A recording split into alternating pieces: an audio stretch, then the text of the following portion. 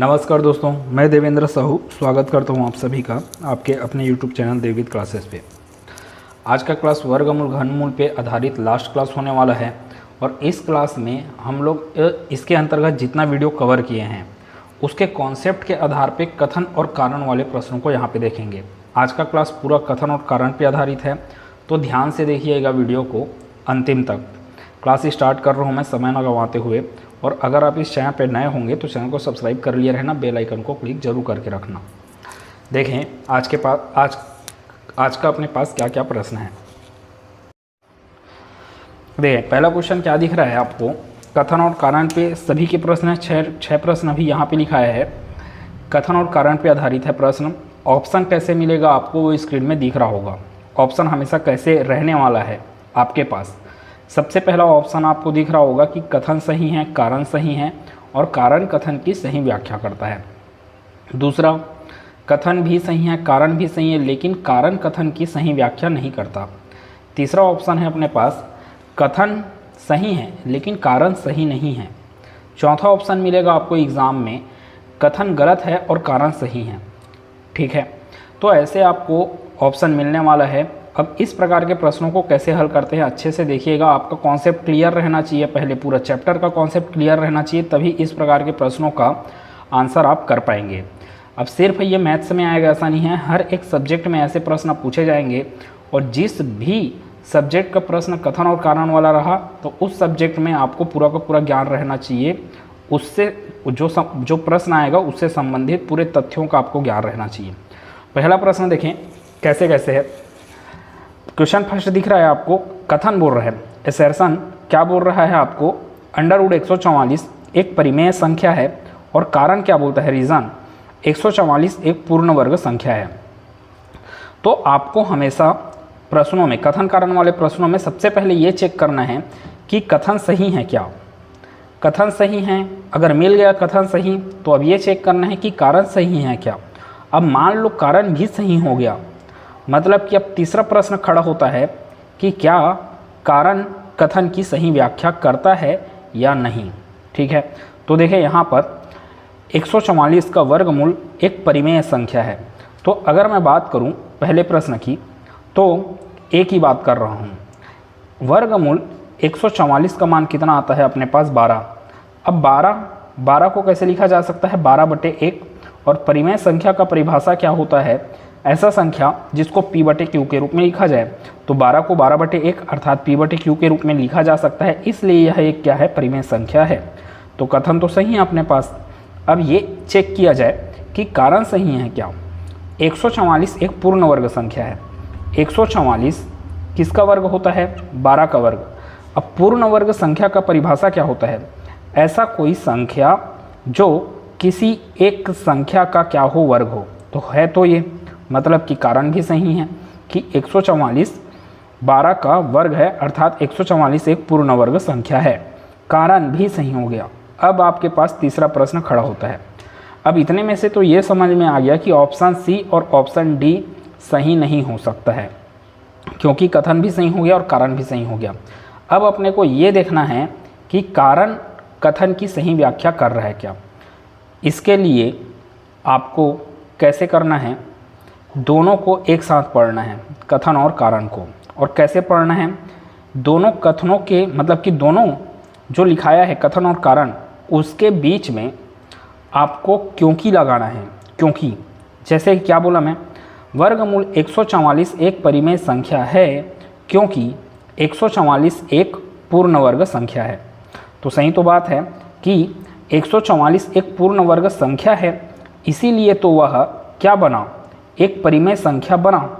ठीक है, 144 एक पूर्ण वर्ग संख्या है, इसीलिए तो वह क्या है, एक परिमेय संख्या है।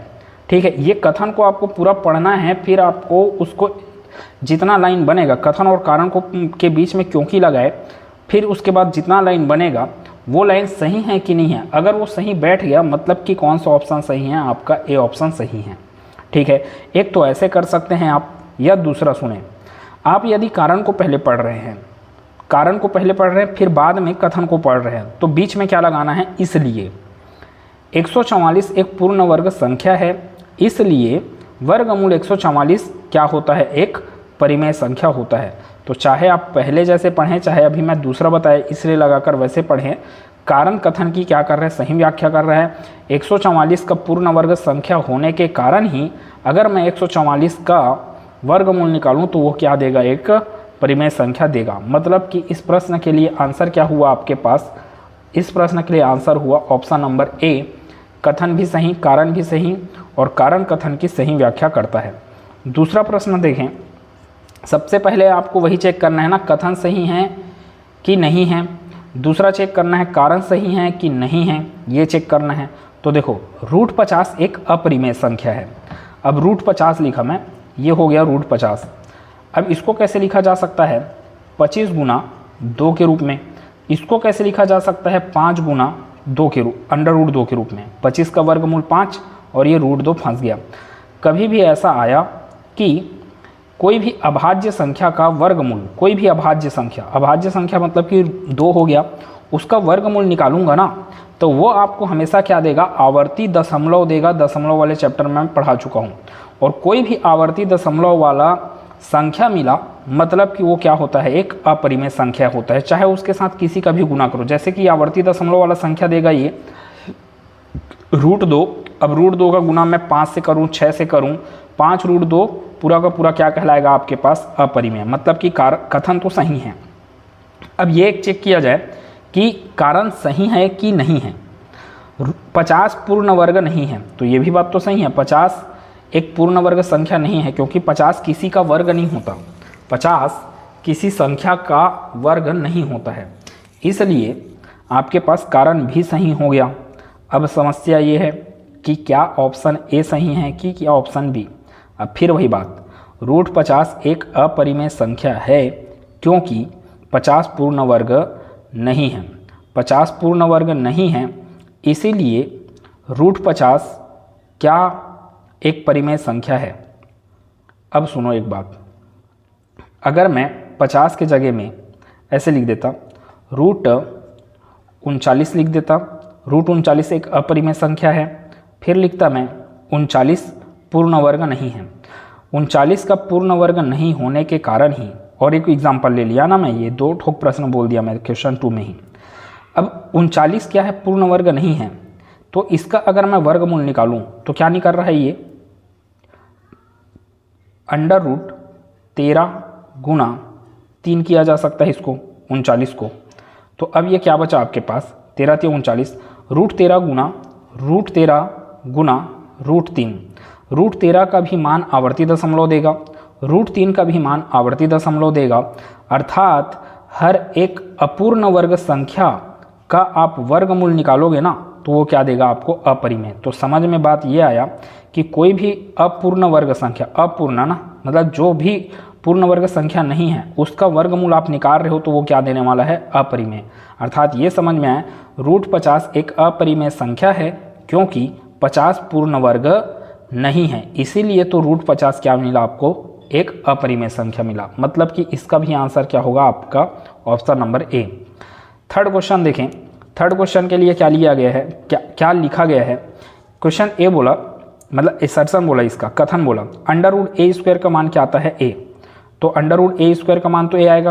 अंडर आप क्या करें, तीसरा क्वेश्चन, √4 का स्क्वायर करूंगा तो क्या आएगा 4, √5 का स्क्वायर करूंगा तो क्या आएगा 5, √6 का स्क्वायर करूंगा तो 6 आएगा। मतलब कि कथन सही है। वर्गमूल हमेशा धनात्मक लिया जाता है। तो देखना, आप कभी भी वर्गमूल निकालो, वर्गमूल किसी भी संख्या का, ऋणात्मक संख्या का वर्गमूल नहीं, वास्तविक संख्याओं का वर्गमूल आप निकालोगे ना, जैसे कि मैं बोल दिया 289 का वर्गमूल निकाल रहा हूँ मैं, तो ये आपको क्या देगा, 17 देगा। कभी भी वर्गमूल आपको क्या देने वाला है, प्लस ही देने वाला है।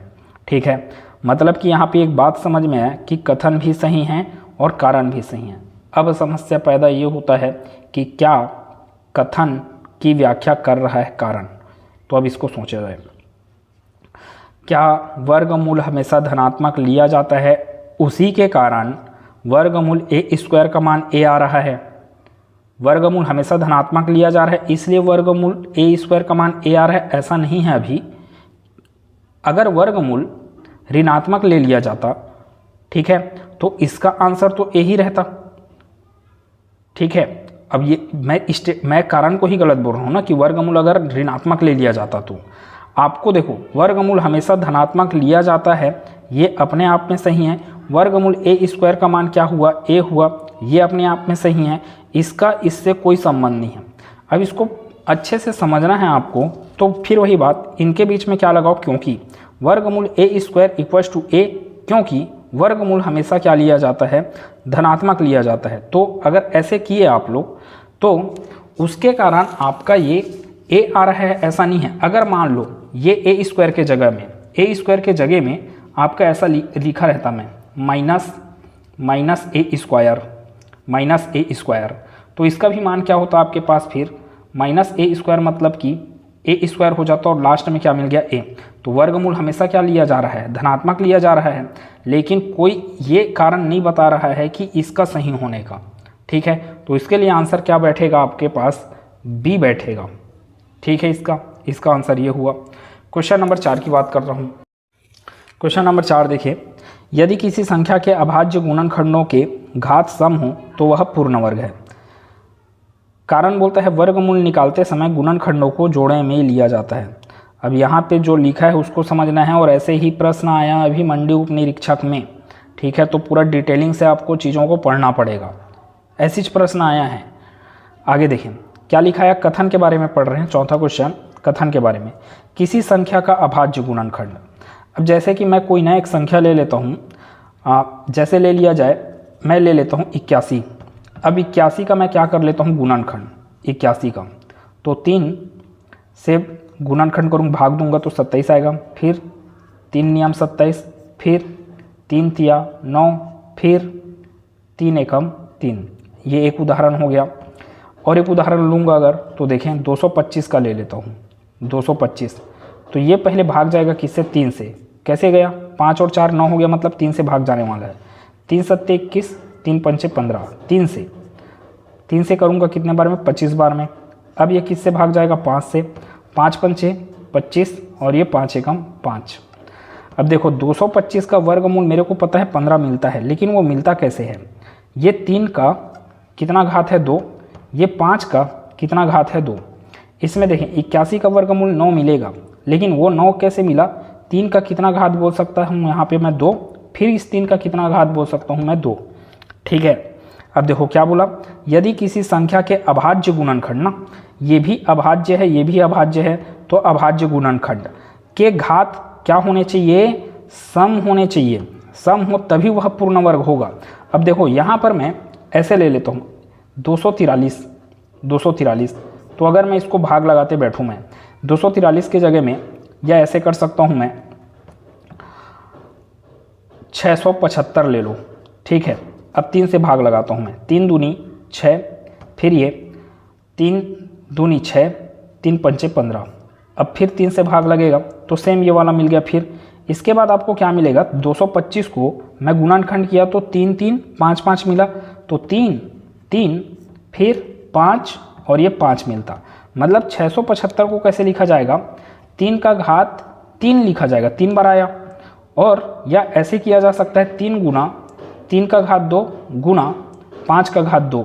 अब देखो इसमें ना 3 का घात क्या मिल गया 1, मतलब कि 3 का 2 बार जोड़ा नहीं बना है यहाँ पे भले बन गया 3 का 2 बार जोड़ा, मतलब कि 2 बार आ गया वो संख्या, 1 बार जोड़ा बन गया।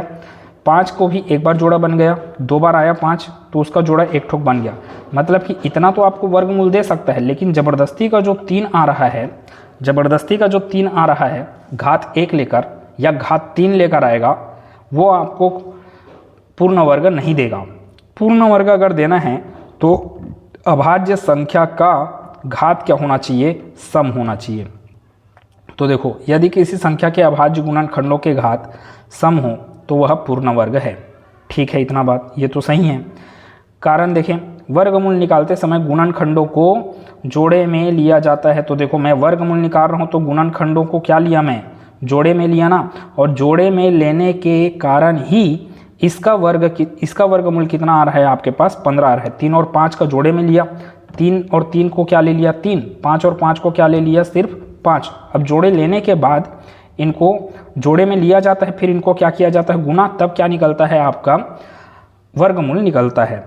तो भाई वर्गमूल निकालने के लिए जोड़े में लेना जरूरी है, और यही कारण है कि घात क्या होना चाहिए, सम, जिसके कारण आपके पास जो संख्या दिया गया है वह क्या होता है, एक पूर्ण वर्ग होता है।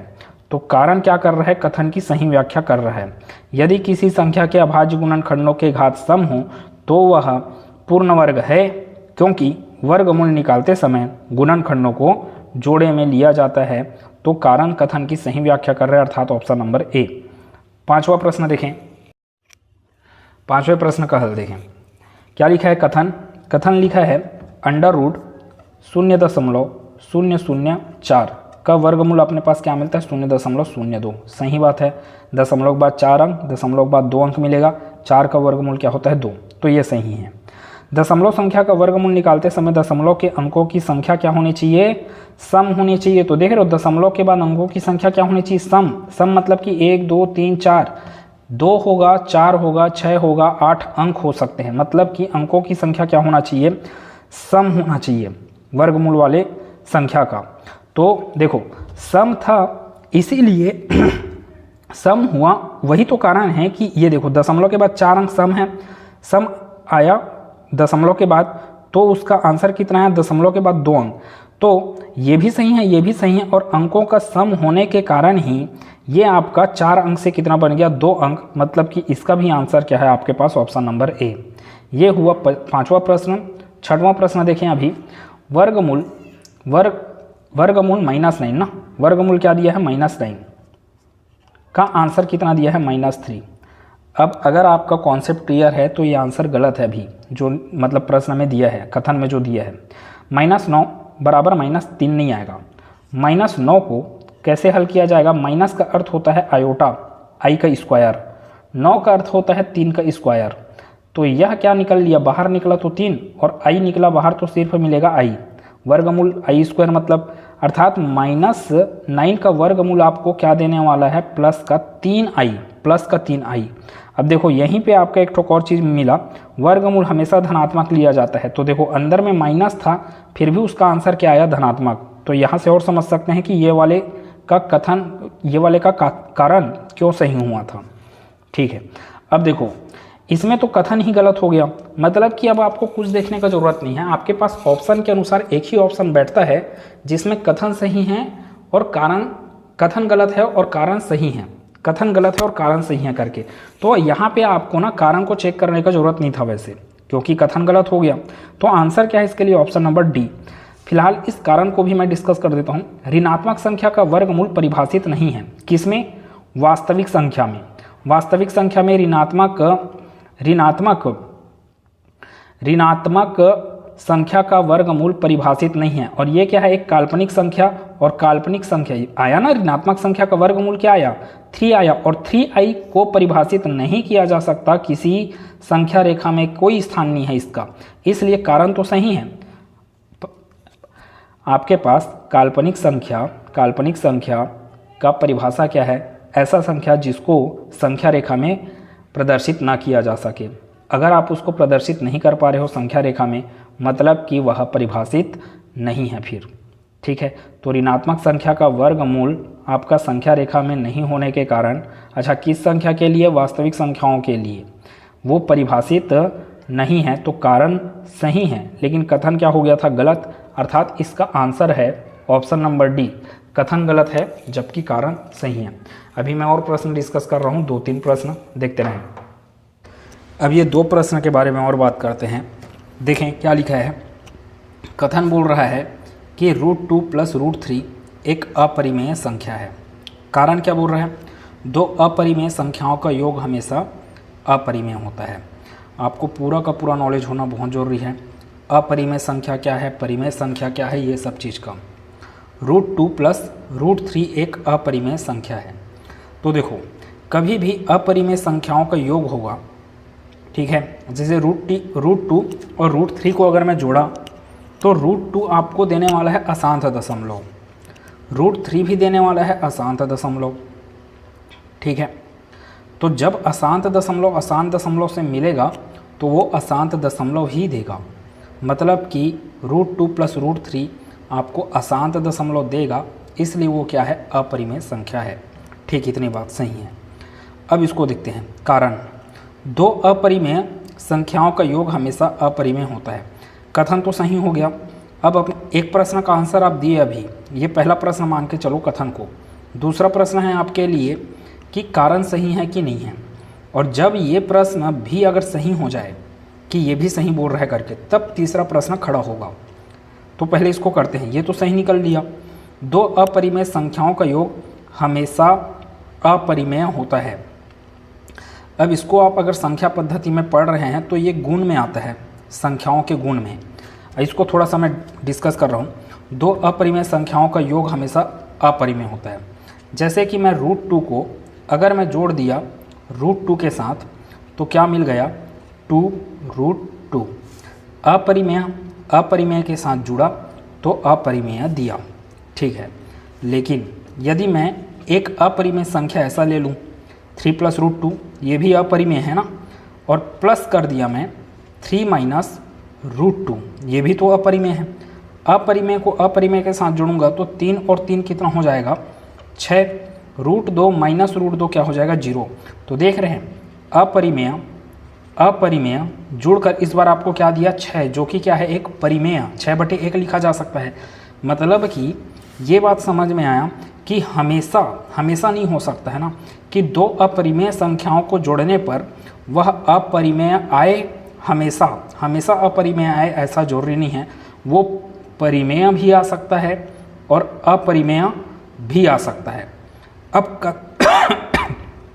कथन में ये दिया था √2 + √3 एक अपरिमेय संख्या है, तो भाई अपरिमेय को यहाँ पे अपरिमेय को दोनों को जोड़ रहे हैं तो वो दोनों अशांत दशमलव देने वाले हैं जुड़कर, ठीक है, इसलिए वो अपरिमेय हुआ। लेकिन अगर ये बोलना गलत है कि हर बार अपरिमेय जुड़कर आपको अपरिमेय ही देगा, वो कभी आपको क्या दे सकता है, परिमेय भी दे सकता है, ठीक है। जैसे कि मैं और जोड़ दूंगा √2 और -√2, ऐसे करूँ √2 + -√2, देखो दोनों अपरिमेय हैं, √2 अपरिमेय है, -√2 भी अपरिमेय है, और दोनों जुड़कर आपको क्या दे रहे हैं, 0, और 0 क्या कहलाता है, एक परिमेय संख्या कहलाता है। तो देख रहे हैं यहाँ पर भी अपरिमेय और अपरिमेय जुड़कर क्या दिया, परिमेय दिया, मतलब कि कथन गलत है। अब यहीं पे आपका आंसर खत्म हो गया। तीसरा प्रश्न उठने का सवाल ही पैदा नहीं है अब, क्योंकि कथन सही है, कारण गलत है, मतलब कि इसका आंसर हुआ ऑप्शन नंबर सी हुआ, ठीक है। अब देखते हैं आगे प्रश्न के बारे में। आगे प्रश्न क्या लिखा है, क्वेश्चन नंबर 8, यदि √x एक परिमेय संख्या है, मतलब कि x का जो भी वैल्यू होगा उसका वर्गमूल निकालूंगा तो जो वैल्यू मिलेगा वो क्या होना चाहिए, एक परिमेय संख्या है, तो x का मान आवश्यक रूप से पूर्ण वर्ग होगा। देखो अगर मैं x के जगह में यदि मैं 8 रखूँ, x के जगह में 8 रखूँ, x के जगह में 9 रखूँ, x के जगह में मैं 12 रख दूँ, x के जगह में मैं 16 रख दूँ, तो इन उदाहरणों से देखें। पहले √8 का मान क्या मिलेगा आपको, 2√2 मिलेगा, 4 दूनी 8, 4 निकलेगा बाहर तो वो 2 बनेगा। इसका मान क्या मिलेगा आपको, 3। इसका मान क्या मिलेगा आपको, इसका मान मिलेगा 4 × 12, मतलब कि 2√3 मिलेगा, ठीक है। इसका मान क्या मिलेगा अपने को, 4 मिलेगा। अब बात समझते जाएं अच्छे से कि इसको देखना, 9 क्या दे रहा है आपको, अच्छा ये क्या हो गया आपका अपरिमेय संख्या हो गया ना, ये कौन सा हुआ, अपरिमेय संख्या। और वैसे ही 2√3 भी क्या हो गया, अपरिमेय, क्योंकि ये इसमें लगा हुआ कौन है, देखें √2 लगा है, √3 लगा है, और ये दोनों क्या होते हैं, अशांत दशमलव। अशांत दशमलव के अंतर्गत आने वाला, आवर्ती दशमलव के अंतर्गत आने वाला क्या देता है आपको, अपरिमेय। लेकिन इसके बारे में अगर मैं बात करूँ तो ये 3 आया, 3 मतलब कि क्या हो गया, 3/1, 3/1 मतलब कि ये हुआ परिमेय, और 4 भी क्या हुआ आपके पास, परिमेय। तो ये 3 परिमेय आया कैसे, ये 9 क्या है, एक वर्ग संख्या है कि नहीं है, ये किसका वर्ग होता है, 3 का। ये 16 किसका वर्ग होता है, 4 का। तो देखो यही चीज़ बोला है यहाँ पे, यदि √x एक परिमेय है, √x का मान क्या मिल जाए यदि आपको, एक परिमेय, तो यह आवश्यक है कि ये जो x का मान है वो क्या हो करके बोल रहा है, पूर्ण वर्ग। तो है तो ऐसी कि x का मान क्या है, यहाँ पे जो आ रहा है वो क्या है, एक पूर्ण वर्ग संख्या है, मतलब कि कथन तो सही है, ठीक है, कथन सही है। कारण के बारे में बात करते हैं अब। ये पहले प्रश्न का आंसर आप दे दिए, कथन सही है कि गलत है, ये आपका पहला प्रश्न। फिर दूसरा प्रश्न खड़ा होता है कि कारण सही है कि गलत है, ठीक है। वैसे यहाँ पे देखते हैं कारण के बारे में। प्रत्येक परिमेय संख्या का वर्ग भी परिमेय होता है। तो देखो, प्रत्येक परिमेय संख्या 2 का वर्ग कर लो, परिमेय संख्या 3 का वर्ग कर लो, परिमेय संख्या 4 का वर्ग कर लो, परिमेय संख्या 7 का वर्ग कर लो। तो ये 2 का घात 2 क्या देगा 4। 4 का मतलब है 4/1 और 4/1 मतलब कि परिमेय संख्या। वैसे ये आया 9, वैसे ये आया 16, वैसे ये आया 49। अब 9 को लिखा जा सकता है 9/1, 16/1, 49/1 ऐसा लिखा जा सकता है। मतलब कि हर एक परिमेय संख्या, ये 2 क्या था पहले परिमेय संख्या था, परिमेय संख्या का मैं वर्ग किया तो जो आंसर मिला वो भी क्या है एक परिमेय संख्या।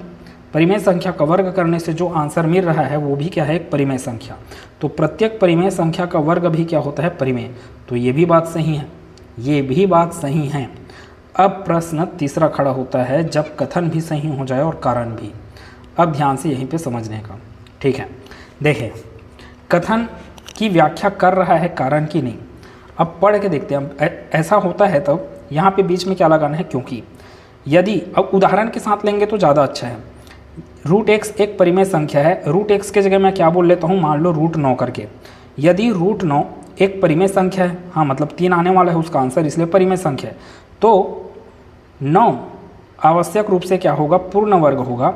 अब 9 आवश्यक रूप से पूर्ण वर्ग होगा, चलो ठीक, क्योंकि प्रत्येक परिमेय संख्या का वर्ग मतलब कि प्रत्येक कौन सा संख्या 3 वाले संख्या का वर्ग भी क्या होता है परिमेय। तो क्या क्या समझ में आया है अभी यहाँ पे सुनेंगे अच्छे से।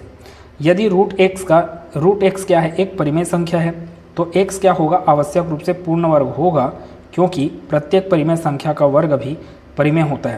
तो ये बात आपका अपने आप में सही है कि √9 का जो वैल्यू आएगा वो क्या होगा परिमेय।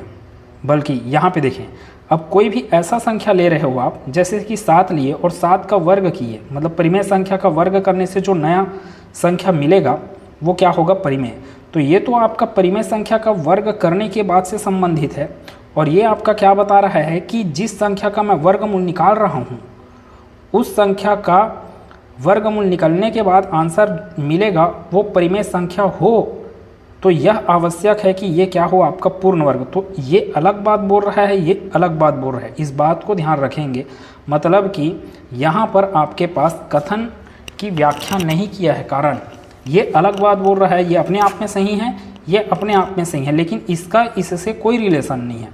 रिलेशन खोजना रहता है अगर कथन की व्याख्या करे तो रिलेशन खोजना है आपको कथन और कारण में।